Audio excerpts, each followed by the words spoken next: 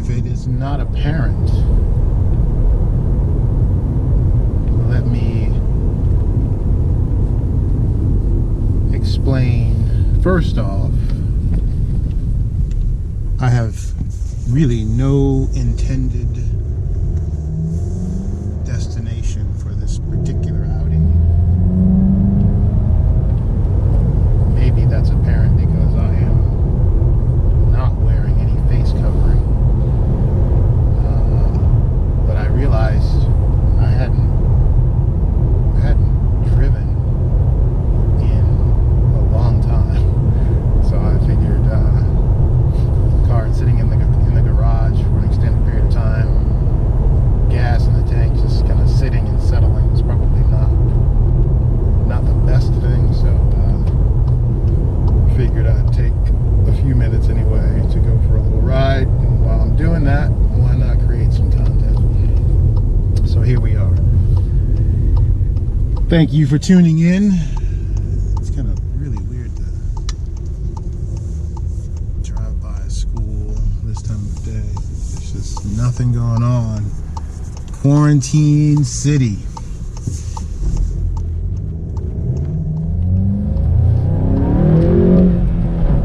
Very odd. Very odd time indeed. But some things, quite a few things probably, continue to evolve. How in tune are you with what's happening in the world of stable coins? Cryptocurrencies pegged to the US dollar, or as they have evolved, I should say, pegged to government currencies, because as time has gone on in the past couple of years, a very short time relatively speaking, there have been many more stable coins representing fiat currencies, government-controlled currencies, which is pretty interesting. But in particular, the new law that was drafted and subsequently approved actually had verbiage in it that spoke to a digital dollar, CBDC, crypto-based digital dollar, something like that, which I find really intriguing. Ultimately, that verbiage was pulled out of the bill, I think, the law, but rest assured, I'm very convinced that there will be something official in the not too distant future. And if you look at the developments happening in the space, I think that becomes even clearer. So I will jump back a little bit and say, hopefully all of you have heard of Coinbase, arguably the largest cryptocurrency exchange in the world, highly valued, good business. That organization, in conjunction with Circle, a year and a half, 2 years ago, created a cryptocurrency, a stable coin called the USD coin. Recently, the chief mind behind USDC, at least from a legalities perspective, left Coinbase and is now a member of Steve Mnuchin's team at the Fed. Pretty interesting. Coinbase developed the USDC with a keen eye towards legalities, USDC is launched based on the Ethereum sits on the Ethereum blockchain. Verbiage written into bills speaking to crypto-based digital currencies. The head thinker behind USDC makes his way to the Fed. Very interesting. I am convinced crypto's here to stay, folks. This is going to be a big deal. Now, stable coins, I get it. You know, not necessarily excited about something being pegged to government-controlled currencies. I'm thinking of this in the broader sense of things. The elimination of paper money, to be specific. Physical money, I guess I should say. Paper and coins is going to be a thing. I'm convinced of it.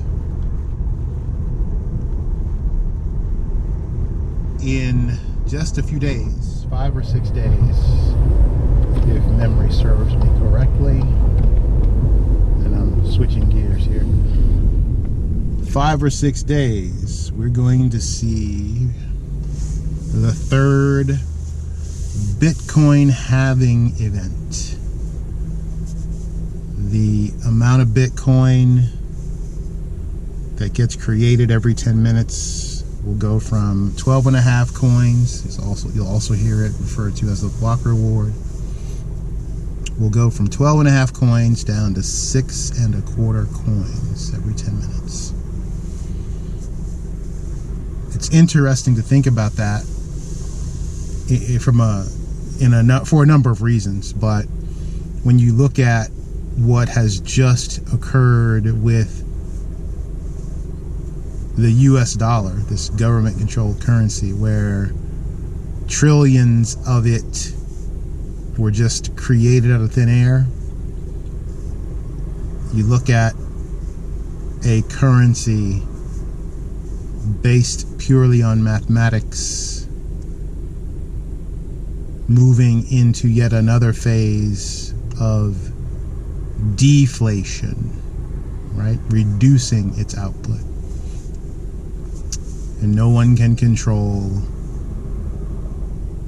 that event. It's baked into the protocol. It's all about the mathematics. It's just going to happen. That's the way it's designed.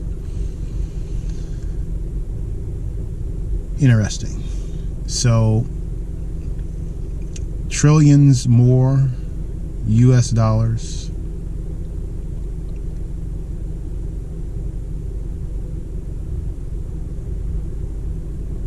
Many thousands less Bitcoin. The laws of supply and demand suggest that Bitcoin is going to see some astronomical valuations at some point down the road. It's going to get interesting. It's going to get really, really interesting.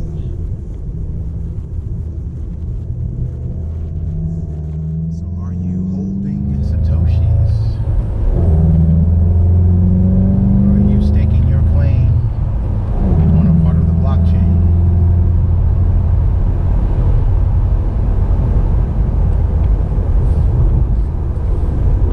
We have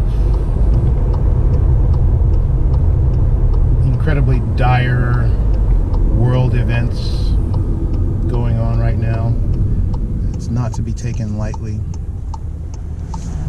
But you think about history, look back on history, every so often, unfortunately, we have negative events, things that we would prefer not occur, but it happens, part of life.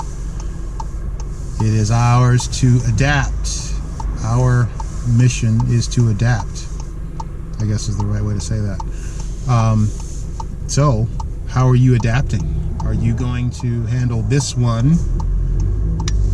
You know, look, if you are, let's say over 30 years old, you've seen at least one significant world event in your life. Think about how you've handled those events in the past. Are you going to handle this one in the same way? Or are you going to capitalize on it? It turns out that during each one of these unfortunate events, those that view it as an opportunity and make moves, change their thinking, adapt, evolve, tend to do really, really well.